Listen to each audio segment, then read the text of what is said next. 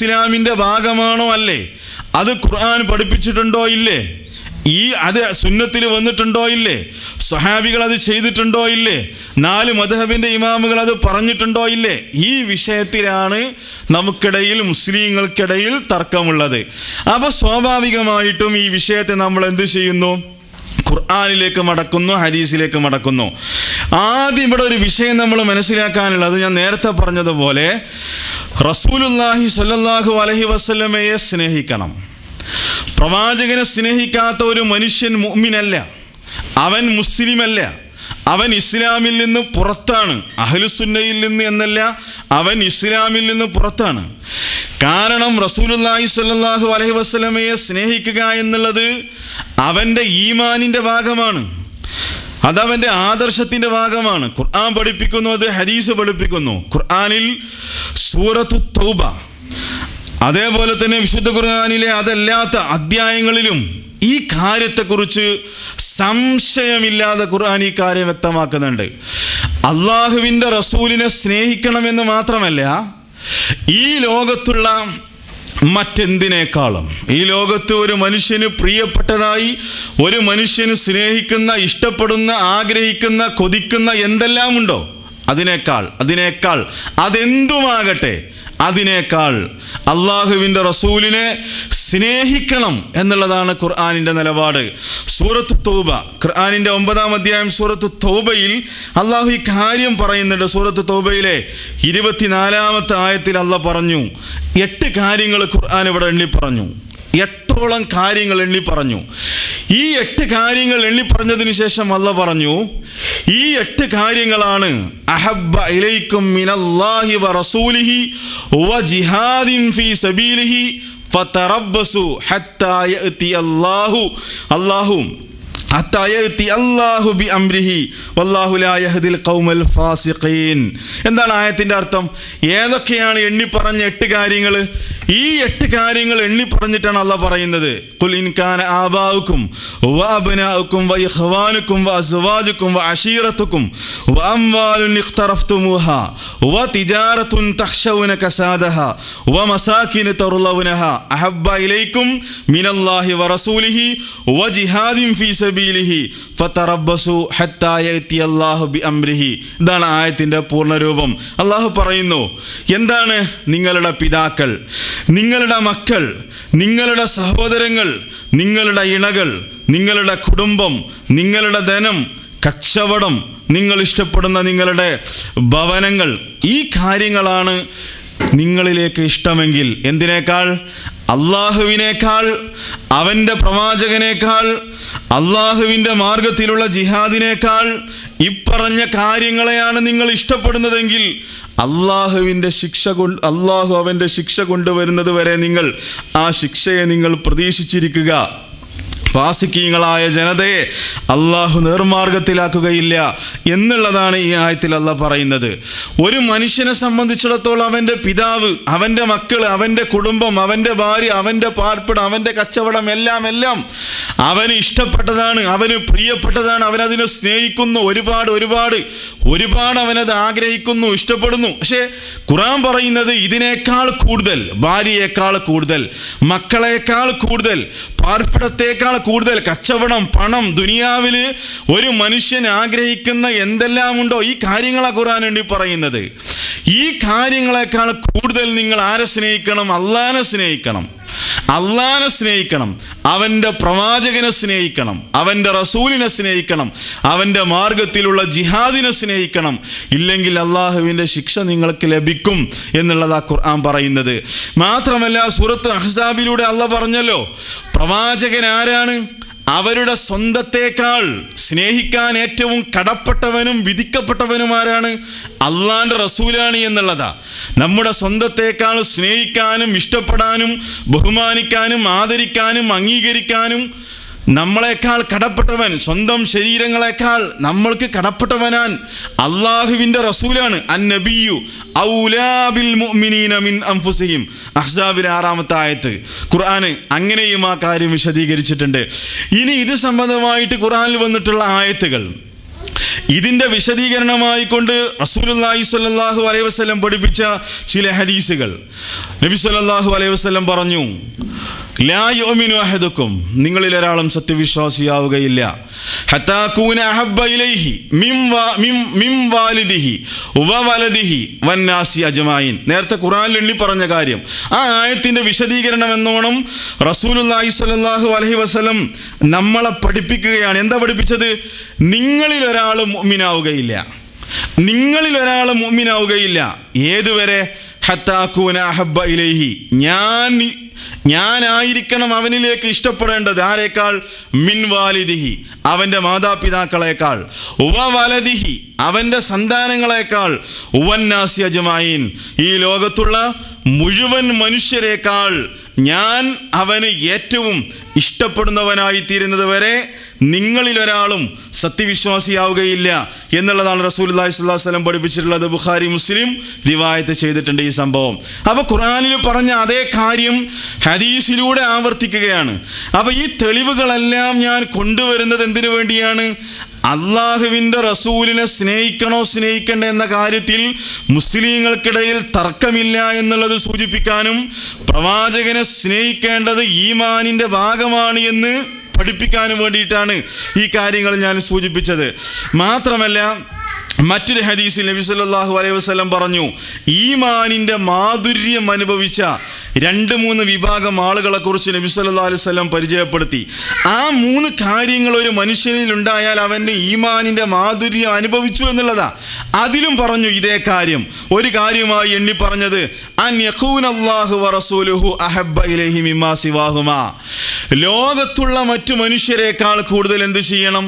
അള്ളാഹു അവന് പ്രിയപ്പെട്ടവനായിരിക്കണം, അവൻ്റെ റസൂല് അവന് പ്രിയപ്പെട്ടവനായിരിക്കണം.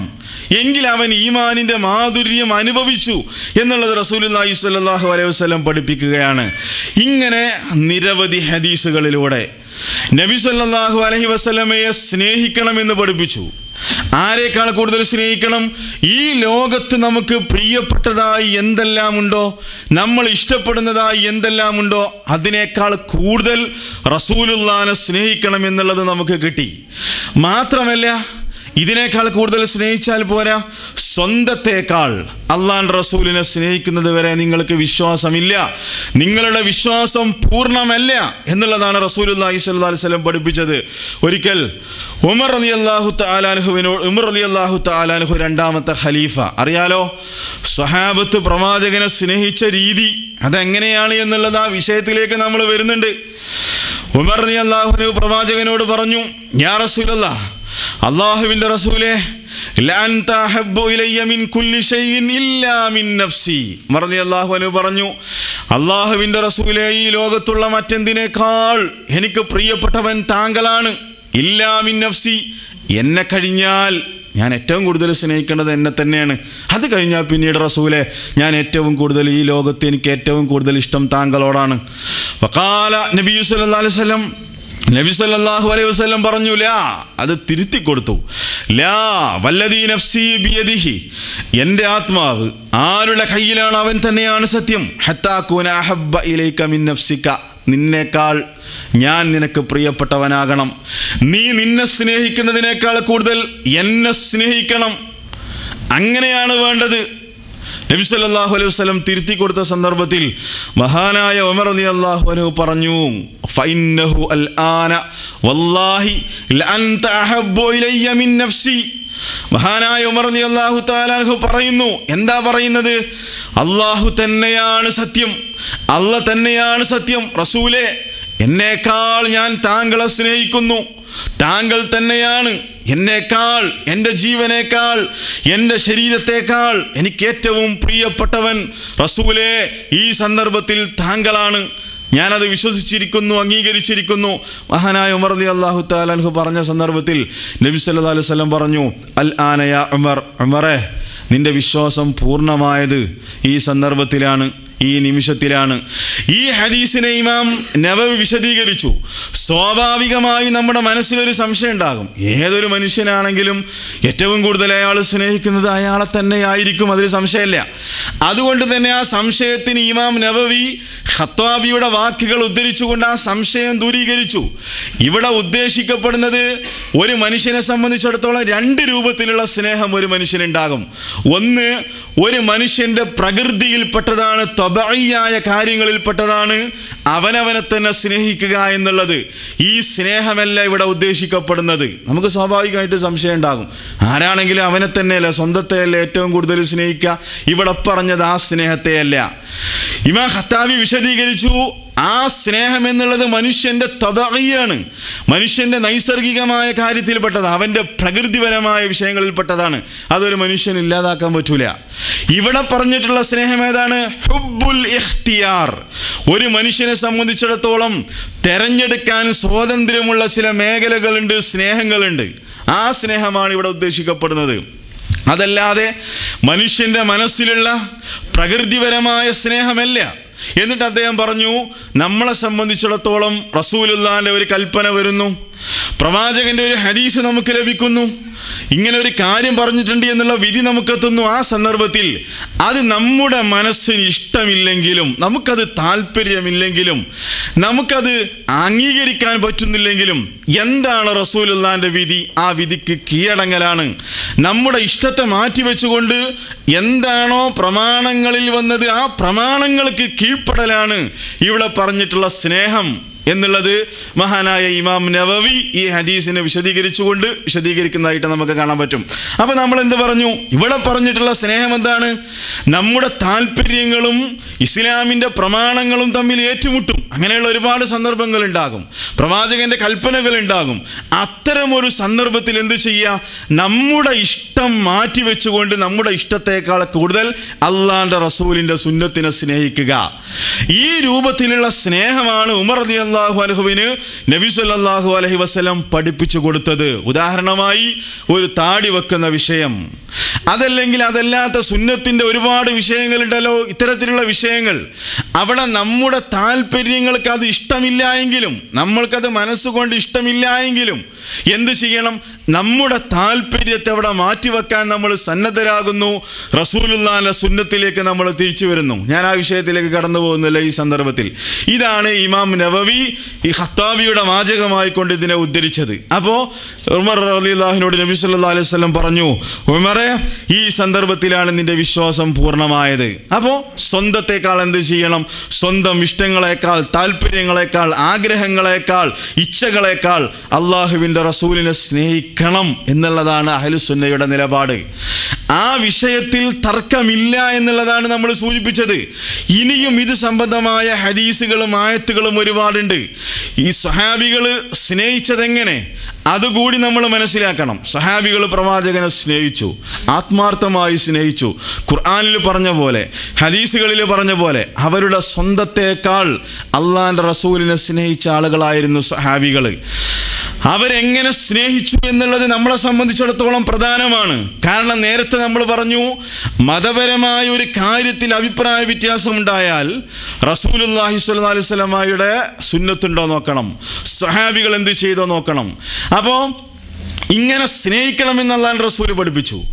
സ്വഹാബികൾ സ്നേഹിച്ചോ? സ്വഹാബികൾ സ്നേഹിച്ചു. സ്വഹാബികൾ എങ്ങനെ സ്നേഹിച്ചു അത് നമ്മൾ പഠിക്കണം. കാരണം നമ്മളെ സംബന്ധിച്ചിടത്തോളം നമ്മുടെ മനഹജ് അവിടെയാണ്. സ്വഹാബികൾ എങ്ങനെ സ്നേഹിച്ചു എന്നുള്ളത് മനസ്സിലാക്കണം. അത് മനസ്സിലാക്കുമ്പോൾ നമുക്ക് വിഷയം നമ്മൾക്ക് മനസ്സിലാകും. സ്വഹാബികൾ സ്നേഹിച്ചത് റബീഉൽ അവ്വൽ മാസത്തിൽ ഈ രൂപത്തിലുള്ള ആഘോഷങ്ങളും പരിപാടികളും ജാഥകളും മറ്റുള്ള കാര്യങ്ങളും സംഘടിപ്പിച്ചിട്ടാണോ സ്വഹാബികൾ ഈ അല്ലാഹുവിന്റെ റസൂലിനെ സ്നേഹിച്ചത്? ഇൻഷാ അല്ലാഹ് നമ്മൾ ആ വിഷയത്തിലേക്ക് വരുന്നുണ്ട്. ഇവിടെ ചില ഉദാഹരണങ്ങൾ. റസൂലുള്ളാഹി സ്വല്ലല്ലാഹു അലൈഹി വസല്ലമയെ സ്വഹാബികൾ സ്നേഹിച്ചത് എങ്ങനെ, ആ ഒരു സ്നേഹപ്രകടനം എങ്ങനെയാണെന്ന് മനസ്സിലാക്കുമ്പോൾ ഈ നബിദിനാഘോഷം എങ്ങനെ വന്നു, എന്താണ്, അതെങ്ങനെ വിദഗ്ധാവുമെന്നുള്ളത് നമുക്ക് പെട്ടെന്ന് പിടുത്തം കിട്ടും. നമ്മൾ മനസ്സിലാക്കുക, റസൂലുള്ളാഹി സ്വല്ലല്ലാഹു അലൈഹി വസല്ലമയുടെ സ്വഹാബികൾ റബീഉൽ അവ്വൽ മാസത്തിൽ എന്തെങ്കിലും പ്രത്യേകമായ ഒരു കാര്യവും സ്വഹാബികൾ ആരും ചെയ്തതായിട്ട് ഒരു തെളിവോ ഒരു രേഖയോ ദുർബലമായൊരു സംഗതി പോലും നമുക്ക് കിട്ടൂല. ദുർബലമായൊരു സംഗതി പോലും നമുക്ക് കിട്ടൂല. ഇൻഷാ അല്ലാഹ് നമ്മൾ വിശദീകരിക്കുന്നുണ്ട്. ഇവിടെ നമ്മൾ ചില വിഷയങ്ങളിലേക്ക് കടന്നു വരിക.